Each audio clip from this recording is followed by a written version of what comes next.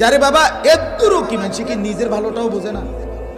আমি করছিটা কি, আমি আইলাম কোত্থেকে, আমারে বানাইলো কে, আমি আসলাম কোত্থেকে, আমি করা উচিত কি, আমার করণীয় কি।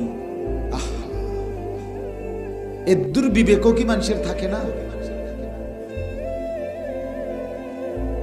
অনেক ছেলে দেখবেন আপনি, আজকে ছেলেদের অবস্থা হলো প্রতিবন্ধী, পাগল, অনেকটাই প্রতিবন্ধী, অধিকাংশ। কেন আপনি বলবেন? গুনাহের কথা তাকে, তার পাপের কথা হে হাসবে। তাহলে বোঝা গেল যে যে ডান বাম বোঝে না, যে ফেসাব ফানি বোঝে না, যে কর্তব্য বোঝে না, সে তো প্রতিবন্ধী, তা তো পাগল, তো মাথায় সমস্যা।